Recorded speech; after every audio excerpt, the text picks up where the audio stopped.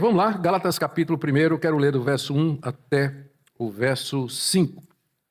Paulo, apóstolo, não da parte de pessoas, nem por meio de homem algum, mas por Jesus Cristo e por Deus Pai, que o ressuscitou dos mortos, e todos os irmãos que estão comigo, as igrejas da Galácia, que a graça e a paz estejam com vocês, da parte de Deus nosso Pai e do Senhor Jesus Cristo, o qual entregou a si mesmo pelos nossos pecados, para nos livrar desse mundo perverso, segundo a vontade de nosso Deus e Pai, a quem seja a glória para todos sempre. Amém. Senhor Deus, estamos diante da Tua palavra e nós pedimos a Tua graça para que possamos interpretá-la, expô-la, especialmente aplicar aos nossos corações. Obrigado pelo privilégio que o Senhor nos dá de livremente abrir a Escritura e falar sobre ela aqui nesse país. Em nome de Jesus. Amém. Os apóstolos, eles não tinham muito tempo. Então, é diferente, por exemplo, de um escritor moderno que resolve abordar um determinado assunto, pensa no tema, senta, tira férias e durante 6 meses, 1 ano, ele escreve, se dedica a escrever um livro, uma carta, um folheto, enfim, alguma coisa. Os apóstolos eram extremamente ocupados. Eles eram os responsáveis por fazer avançar o cristianismo depois da morte do Senhor Jesus, e trabalho era o que não faltava. Especialmente o apóstolo Paulo, que havia sido enviado para pregar nas nações que estavam fora da região de Jerusalém e da Judéia. São chamados a dispersão, que eram os judeus que moravam nas 5 províncias do Império Romano. Então, por que eles escreviam? Eles escreviam para fazer aquilo que a gente chama de theology on demand. É uma teologia à medida, eles escreviam à medida que eram demandados. E essa filosofia está por detrás de todos os escritos do Novo Testamento. Todos eles foram escritos, os 27 livros, eles foram escritos numa determinada ocasião para atender uma determinada necessidade da cristandade. No caso do apóstolo Paulo, a questão, os motivos que o levaram a escrever são muito claros. Ele escreveu com o objetivo de impedir que os crentes da região da Galácia, onde ele tinha plantado várias igrejas, adotassem o ensino de falsos mestres que tinham penetrado na igreja depois da saída dele.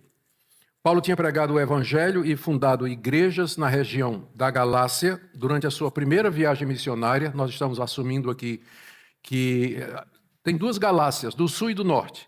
E há muita disputa aí entre os estudiosos a respeito de para quais igrejas Paulo teria endereçado essa carta aí.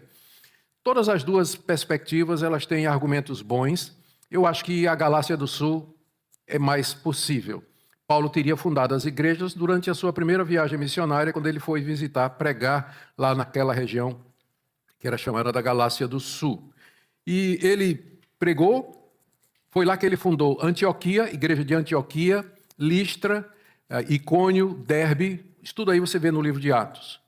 E depois da partida dele, porque sempre a prática de Paulo era essa, ele chegava num lugar, ia para a sinagoga, pregava o evangelho na sinagoga, era expulso da sinagoga, o padrão era o mesmo, expulso da sinagoga, ele ia procurar os não-judeus, pregava para os não-judeus aceitavam, ele começava uma igreja, passado um determinado tempo, quando a igreja podia caminhar por si própria, ele ia para outro lugar, plantar mais igrejas e avançar o evangelho além das fronteiras que já eram conhecidas. Foi o que ele fez, só que quando ele saiu da Galácia, encostaram os pregadores. E disseram, quem foi que... Vocês são cristãos? Somos. Vocês creem em Jesus Cristo? Cremos.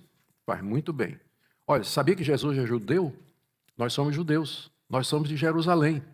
E nós também cremos em Cristo Jesus. Mas, Paulo, vocês se circuncidaram? Não, Paulo nunca nem falou sobre isso. Mas então vocês não são cristãos completos. Vocês, além de crer em Cristo, vocês precisam guardar as obras da lei. Vocês precisam guardar aquilo que Moisés mandou, especialmente a circuncisão, que é o símbolo da aliança de Deus com Abraão, Isaque e Jacó e sua descendência. Vocês têm que seguir aquela dieta religiosa que Moisés passou. Vocês só podem comer animais puros, não podem comer animais impuros.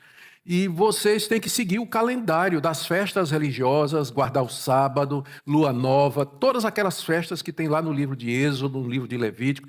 Paulo não disse isso para vocês, não? Não, Paulo não disse não. Disse que se a gente cresce em Jesus, a gente era perdoado, justificado. E aí eles diziam, mas sabe por que Paulo fez isso? Porque ele não é um apóstolo de verdade. Um apóstolo de verdade são os 12 que estiveram com Jesus durante o tempo que Jesus esteve aqui. Paulo, ele apareceu depois, ele é um falso apóstolo, porque ele ensina um evangelho pela metade. Porque eu disse só metade da história para vocês. Vocês têm de crer em Cristo e guardar as obras da lei para que vocês sejam salvos. Esse é o evangelho verdadeiro. Foi isso que aconteceu depois que Paulo saiu lá daquela região. Os judaizantes, que é o nome que a gente dá para esses pregadores, que eram judeus convertidos ao cristianismo, mas que ainda mantinham as obras do judaísmo, eles entraram nas igrejas e o que é que acontecia? Os gálatas estavam começando a escutar e dizer, isso faz sentido, né? Jesus era judeu, a Bíblia é a Bíblia hebraica, foi dos judeus também, as promessas foram feitas a Abraão, Isaac e Jacó, é verdade, faz sentido, a gente devia fazer esse tipo de coisa também. Quando Paulo soube, ele ficou furioso. Essa carta é a única carta que, quando começa, não tem elogio. Todas as outras cartas de Paulo, ele elogia a igreja, e tudo. Essa daqui ele não elogia não, ele já entra... né? Ele já entra brabo, né? Ele tá muito angustiado com essa situação. Tem hora que ele vai dizer que ele está sentindo as dores de parto outra vez pelo nascimento dos Gálatas. Então essa carta foi escrita com o objetivo de impedir que os Gálatas, as igrejas da Galácia, se tornassem igrejas judaizadas, ou seja, que adotassem a circuncisão e todas aquelas regras. Não é?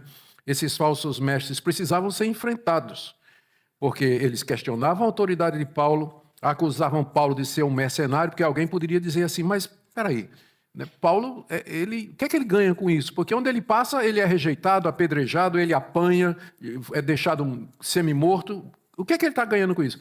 Prestígio, ele recebe dinheiro da igreja, ele, na verdade, é um mercenário, é alguém que quer fazer a vida com popularidade e gente que o apoia. E Paulo, então, escreve com o coração partido, advertindo seus leitores e denunciando esses pregadores. Então, esse é o propósito dessa carta. E vocês vejam como ela é atual, porque hoje em dia o cenário se repete, embora não na mesma proporção. Mas entre os evangélicos, você vê pessoas, você vê movimentos que ensinam Cristo mais alguma coisa. Cristo mais alguma coisa. Então, toda vez que você escutar isso, Cristo é o Salvador, Ele é o Filho de Deus, Ele morreu na cruz pelos nossos pecados, nós somos salvos pela fé, mais alguma coisa, você está diante de uma reedição do que estava acontecendo lá na igreja da Galácia. Paulo escreve para defender isso, que nós somos salvos pela graça, mediante a fé em Cristo Jesus, e não por obras que nós, porventura, venhamos a praticar ou realizar, especialmente aquelas que buscam obter o favor de Deus. Paulo escreve com o coração partido, o seu tema central é exatamente esse, a justificação pela fé, que nós somos perdoados gratuitamente mediante a fé em Cristo Jesus. Então, isso aqui são as preliminares para que nós possamos entrar no texto, porque só agora o texto vai fazer mais sentido, não é?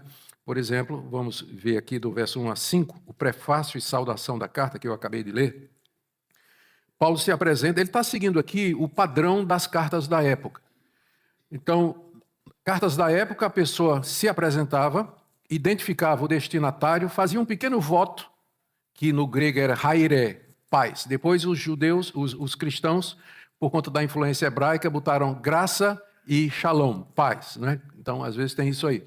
E já entra no assunto, né? Paulo está seguindo o modelo epistolar da época, é assim que as cartas eram feitas. Só que quando ele se apresenta, ele faz uma ressalva que já mostra a atitude dele e a percepção que ele tem do que ele vai encontrar pela frente. Porque ele se apresenta assim, Paulo, apóstolo, não da parte de pessoas, nem por meio de homem algum, mas por Jesus Cristo e por Deus Pai que o ressuscitou dos mortos. Por que essa apresentação elaborada? Exatamente porque lá na igreja da Galácia, onde essa carta ia ser lida, havia disseminação da ideia de que ele não era um apóstolo verdadeiro. E que o apostolado dele era uma invenção dele. Ele se autodeterminou, ou alguém o colocou no ministério pastoral, mas ele era fake, ele não era genuíno, não era como os 12. Então ele começa dizendo, primeiro, eu sou um apóstolo. Apóstolo significa, basicamente, alguém que é enviado e que fala no lugar de outro. Seria uma espécie de representante, alguém que tem uma procuração nossa para agir em nosso nome.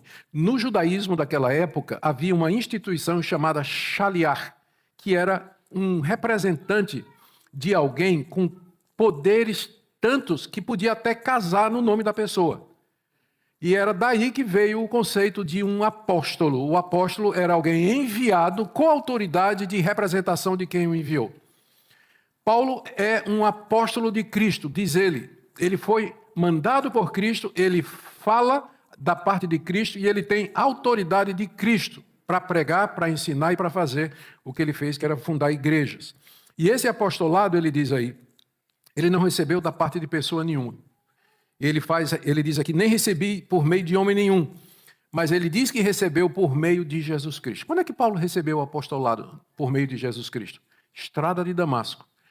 Saulo de Tarso, fariseu, julgava que estava fazendo um serviço a Deus, odiava os cristãos, queria acabar com a fé cristã, considerava Jesus um falso profeta, descobriu que lá em Damasco os cristãos estavam se proliferando, especialmente no meio das sinagogas, vai a Jerusalém, pega uma autorização do sumo sacerdote e do sinédrio, junta uma escolta de homens e vai a cavalo para Damasco para prender os cristãos judeus e trazer amarrado para Jerusalém para ser julgado pelo sinédrio, como tinha sido feito com Estevão.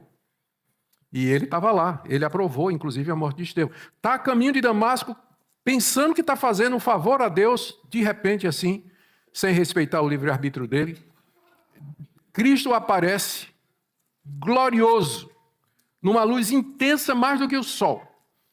Ele cai e ouve uma voz.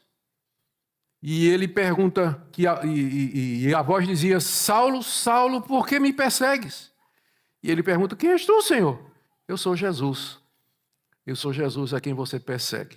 Quer dizer, ele, ao perseguir a igreja, estava perseguindo Jesus. Porque Cristo e a igreja são um. Cabeça e corpo estão unidos. Então, estava perseguindo a igreja, Cristo toma as dores, você está me perseguindo. E é ali, naquele momento, que Jesus diz a Saulo, que ele seria enviado até os confins da terra para anunciar o nome de Cristo. E dali vocês conhecem a história, ele entra em Damasco, encontra Ananias, e depois nós vamos ver um pouco dessa história no texto a seguir. Mas foi naquele momento que ele recebeu, que ele não somente foi convertido, transformado, mas ele recebeu a comissão para ser apóstolo, pregador do Evangelho. Para ser apóstolo, o Novo Testamento nos ensina, uma pessoa tinha que ter andado com Cristo, ser testemunha da ressurreição e ter sido comissionada diretamente por Cristo. Paulo tem as três coisas, com exceção de ter andado com ele. Mas Cristo lhe apareceu com o corpo da ressurreição e o comissionou para ser apóstolo. E, portanto, Paulo se considera com tanta autoridade quanto os 12. Nós vamos ver isso mais adiante aqui nesse livro. Isso é importante, porque Paulo escreveu a maior parte do Novo Testamento. Se ele não é o que ele diz, nós estamos lendo literatura escrita por um falsificador.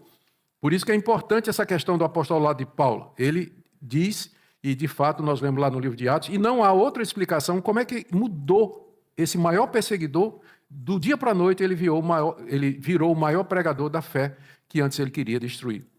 Então é por isso que Paulo começa assim, dizendo, Paulo, apóstolo, não da parte de pessoas, nem por meio de homem algum, mas por Jesus Cristo e por Deus Pai, que o ressuscitou dos mortos. E foi nessa condição de ressurreto dos mortos que Cristo chamou Paulo e o instituiu como apóstolo. E aí em seguida ele diz, e todos os irmãos que estão comigo. É uma modéstia de Paulo, porque quase todas as cartas ele identifica alguém que está com ele. Então, ele não se apresenta sozinho como sendo o apóstolo de Jesus Cristo, mas ele sempre tem alguém. Ele cita Timóteo, ele cita Barnabé, Silvano, pessoas que estavam ao seu redor e que o auxiliavam, o que mostra que esse homem, apesar da grandeza que ele tem no cenário mundial, a Bíblia é o livro que mais influenciou a humanidade até hoje, não existe outro. Então, apesar de tudo isso, ele era humilde o suficiente para trazer para junto dele, ao lado dele, aquelas pessoas que estavam com ele.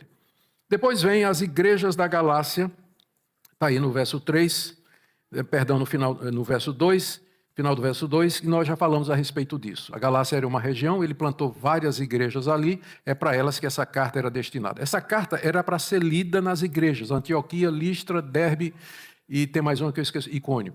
Ela deveria ser lida ali naquelas igrejas. Essa carta é uma carta circular. Tem que lembrar disso aqui.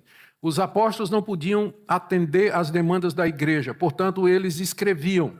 E a carta era o substituto da presença do apóstolo. Era para ser lida nas igrejas como se Paulo estivesse lá pregando. E todo mundo devia acatar o que a carta estava dizendo, porque foi escrita pelo apóstolo. A carta tomava o lugar da presença do apóstolo, substituía a presença do apóstolo naquela época. E é para lá que Paulo envia essa carta, final do verso 2, e aí vem o voto que está no verso 3 e 4. Como eu disse, geralmente o voto era paz. Mas aqui Paulo elabora a parte do voto exatamente porque ele sabe o que é que ele vai encontrar lá. A carta vai ser lida para as igrejas e ele quer dizer isso aqui, ó, que a graça e a paz estejam com vocês, da parte de Deus nosso Pai e do Senhor Jesus Cristo. Isso aqui era o costume da época, graça e paz, os cristãos juntaram as duas coisas, já mencionei, o costume grego e o costume hebraico, não é? Graça e paz. Está lá, da parte de Deus e do Senhor Jesus Cristo, colocando o Senhor Jesus no mesmo nível do Pai. E aí ele elabora, que é que está meu ponto. O qual, Jesus Cristo, o qual a si mesmo se entregou pelos nossos pecados. Então, Cristo, ele diz, o qual se entregou pelos nossos pecados. E aqui está a base da salvação, Gálatas. Foi isso que eu ensinei para vocês, que Cristo se entregou pelos nossos pecados. Agora vocês estão ouvindo esses pregadores dizerem que isso não é suficiente, que a entrega de Cristo pelos nossos pecados precisa ser complementada pelas suas obras, pela sua prática religiosa, pela sua contribuição, qualquer coisa desse tipo, sua religiosidade. Ele se entregou pelos nossos pecados. Nada mais resta ser feito. E ele fez isso segundo a vontade de nosso Deus e Pai. O plano que Deus preparou desde a eternidade. O cordeiro que foi morto antes da fundação do mundo. Assim que ele é chamado lá no livro de Apocalipse. Pela vontade do Pai, Cristo veio e se entregou pelos nossos pecados. E vocês estão agora querendo dizer que o plano de Deus é imperfeito, o plano de Deus é incompleto, que Deus planejou, que a vontade de Deus ela não alcança todas as complexidades e dimensões da nossa redenção, que precisamos acrescentar alguma coisa? Não. Cristo se entregou segundo a vontade do nosso Deus e Pai, a quem seja a glória para todo sempre.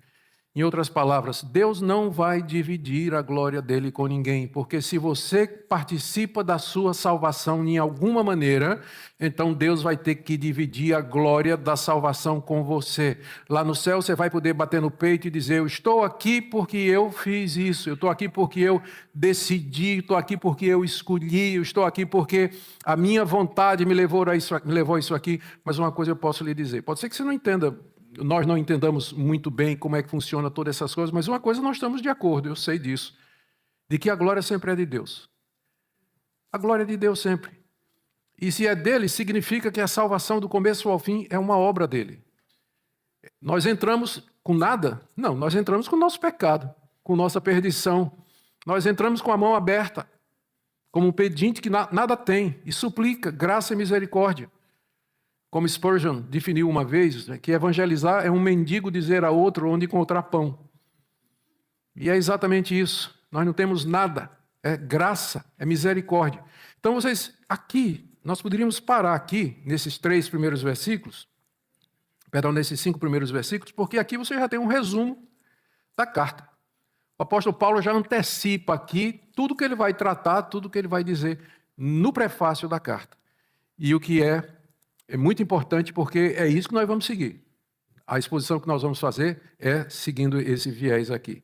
Isso foi o prefácio e a saudação. Vamos agora para a segunda parte do capítulo, onde Paulo amaldiçoa, já todo mundo levantou bandeira vermelha aí, não é? Na mente. Paulo amaldiçoa quem prega outro evangelho. Gente, é tão sério quanto isso. Paulo amaldiçoa quem prega outro evangelho. Vamos ler do verso 6 até o verso 10. Estou muito surpreso em ver que vocês estão passando tão depressa daquele que os chamou na graça de Cristo para outro evangelho, o qual, na verdade, não é outro. Porém, há alguns que estão perturbando vocês e querem perverter o evangelho de Cristo. Mas ainda que nós, ou mesmo um anjo vindo do céu, pregue a vocês um evangelho diferente daquele que temos pregado, que esse seja anátema. A tradução aliviou um pouquinho, né? Para não ser mais não ofender tanto, mas o anátema aqui é maldito. Seja maldito. Anátema era aquilo que era separado no Antigo Testamento para Deus. E como tal, era queimado no altar ou destruído, no holocausto. Então, lembra lá do caso do soldado Acã, que ele pegou das coisas amaldiçoadas? Não é que eram amaldiçoadas, é que elas tinham sido separadas para o culto a Deus, o serviço a Deus, e iriam ser queimadas e destruídas. Então, anátema, amaldiçoado, é tudo a mesma coisa. É o mesmo sentido. Ou como eles colocaram aqui, eles preferiram seguir o anátema, não é? Então, Paulo diz, ainda que nós, ou um anjo vindo do céu, pregue a vocês um evangelho diferente daquele que temos pregado, que esse seja maldito, anátema, separado para a destruição. Como já dissemos e agora repito, se alguém está pregando a vocês um evangelho diferente daquele que receberam, que esse seja anátema. Como se não bastasse uma vez, ele repete, né? Ele diz 2 vezes isso aí. Bom, vamos analisar essa passagem aqui. Paulo estava surpreso com a mudança rápida dos Gálatas. Ele começa dizendo, né? Estou muito surpreso. Tá aí um negócio que eu não esperava. Que vocês fossem tão rápido, né? Esses falsos mestres chegaram aí, começaram a pregar e vocês já estão se circuncidando. Já estão dando ouvidos a esses falsos mestres. Estou surpreso com vocês. Surpreso com vocês. O que mostra que, se depender de nós, estamos todos perdidos. Inconstantes, incoerentes, subjetivos, pulando de uma doutrina para outra, de um evangelho para outro. Poucas vezes você encontra um cristão. Existem, né? Não vou dizer poucas vezes porque eu não sei a estatística, mas e cristãos deveriam ficar firmes na palavra de Deus e perseverar na palavra de Deus, em vez de ficar seguindo modismo. Paulo está surpreso. Ele pregou o evangelho de Cristo lá na região da Galácia, se converteram, foram batizados. Paulo colocou, depois de um tempo, presbíteros que ele consagrou lá naquelas igrejas, e agora ele tem que escrever uma carta como essa, para dizer, olha, eu estou realmente surpreso que vocês tenham tão depressa passando do evangelho da graça para outro evangelho. Paulo não diz nem que é uma variação do evangelho, ele diz é um outro evangelho.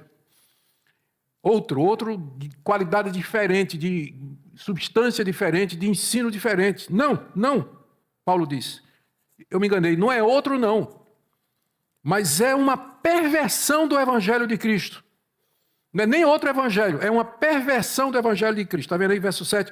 O qual, na verdade, não é outro, porém há alguns que estão perturbando vocês e querem perverter o evangelho de Cristo. Por que você adicionar circuncisão, calendário, dieta como condição para a salvação é uma perversão do evangelho de Cristo? Porque o evangelho de Cristo diz, pela graça sois salvos mediante a fé, e isso não vem de vós, é dom de Deus, não vem das obras para que ninguém se glorie. O evangelho puro e simples é esse, que Cristo morreu pelos nossos pecados, foi isso que ele começou dizendo. Cristo se deu, não é isso que está no prefácio? Cristo se entregou por nós segundo a vontade de Deus e Pai. Esse é o evangelho. Na hora que você acrescenta alguma coisa, não é que fica uma variante, uma interpretação alternativa do evangelho, é uma perversão do evangelho. Você tocou no centro, mexeu no âmago do que é o evangelho de Cristo, que é o sacrifício dele, a suficiência desse sacrifício e a sua eficácia para perdoar pecadores como vocês e como eu. Esse pessoal está pervertendo o evangelho de Cristo.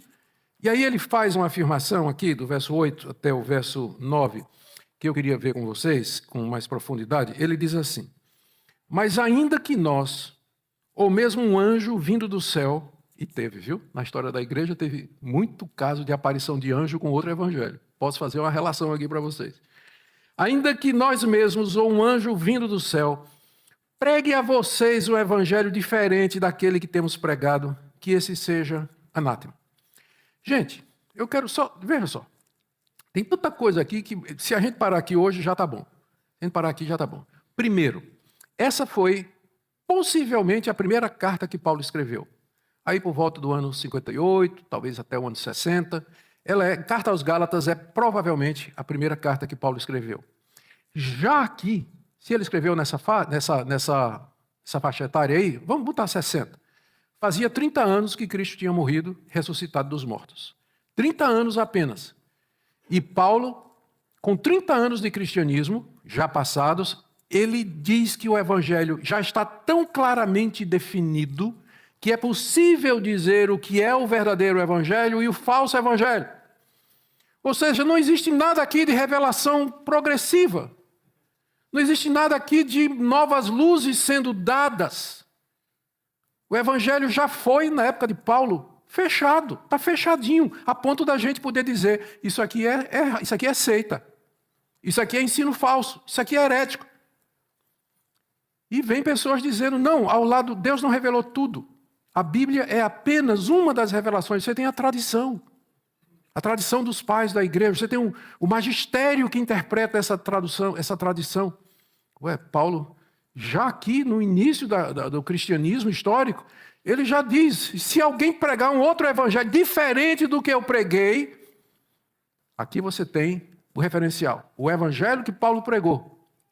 Se alguém pregar um evangelho diferente, onde é que está esse evangelho que Paulo pregou? Galatas, Romanos, 1 e 2 Coríntios, Efésios, Filipenses, Colossenses, a lista toda. Se alguém pregar um evangelho diferente, que seja maldito, amaldiçoado.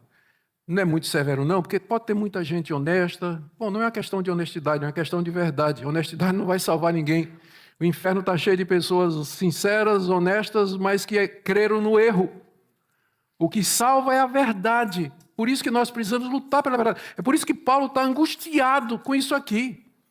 Porque qualquer gotinha de legalismo contamina o cálice puro do evangelho de Cristo.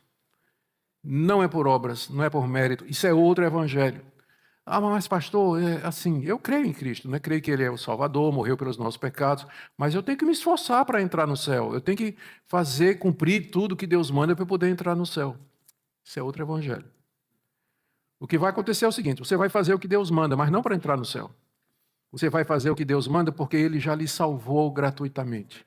Cristo nos salva, Ele veio a esse mundo pela vontade do Pai para nos livrar dos nossos pecados, para que nós, em gratidão, não para ganhar mérito e ganhar o céu, mas como gratidão, nós vamos viver uma vida santa e reta diante dele. Paulo vai tratar disso no capítulo 5. Se Deus permitir, nós estaremos lá. E ele então, ele caminha aqui para...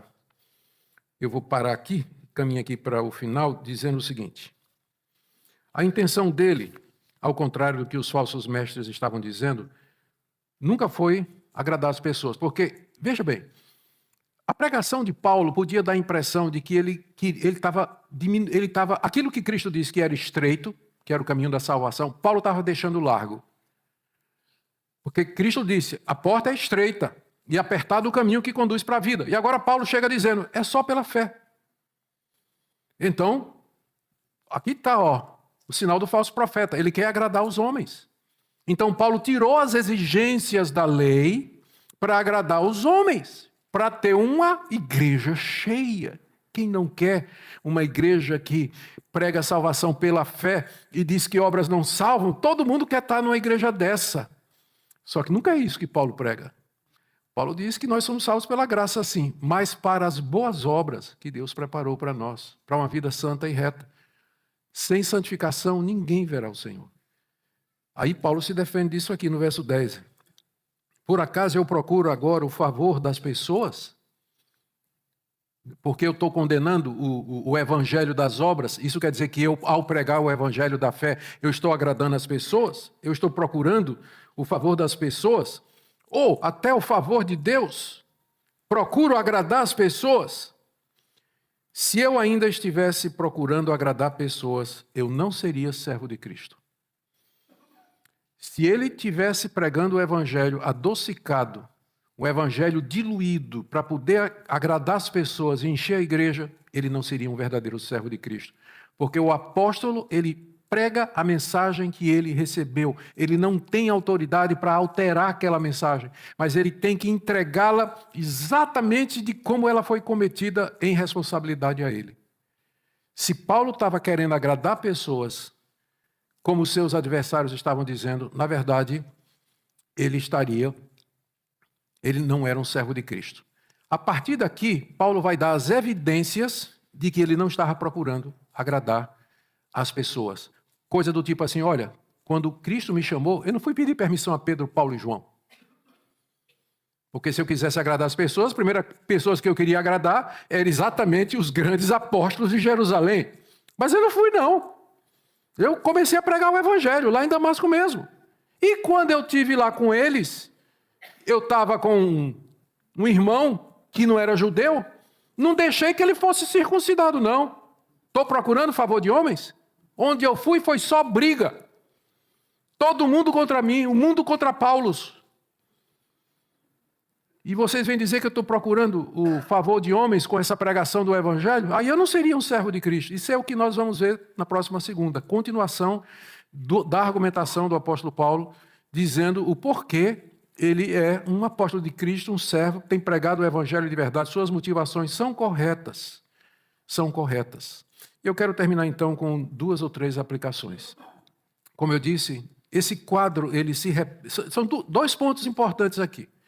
O primeiro é nós considerarmos o apostolado de Paulo como sendo fundamental para nós, porque é da pena dele que vem a maioria dos escritos do Novo Testamento. Se ele não é um apóstolo de Cristo, mas é um mercenário, então nós estamos seguindo um falso profeta há 2000 anos. 2000 anos. Então, primeira coisa, apostolado de Paulo. Significa que se Paulo é um apóstolo e ele cumpriu as condições para ser apóstolo, não temos mais apóstolo hoje. Então, se você frequenta uma igreja que tem um apóstolo, eu não quero colocar você em encrenca, mas você está encrencado. Né? Não tem mais apóstolo. O último foi Paulo. Segunda coisa que é importante nós observarmos aqui, é pela graça. É pela graça. Você pode não entender tudo, mas é pela graça. Isso você pode crer. Toda a glória sempre vai ser de Deus. Não é por obras. Não é por regras. Não é por alguma coisa que a gente faça, mas pela misericórdia do nosso Deus. Nós vamos orar. Ó Deus, te damos graças por tão grande evangelho, que já foi definido, está escriturado, está na tua palavra, é a tua palavra, e nós podemos discernir a verdade e o erro com clareza. Te damos graças por isso. Pedimos que o Senhor fale ao nosso coração, que o Senhor nos abençoe, encha de gratidão para vivermos conforme a tua misericórdia, em nome de Jesus. Amém.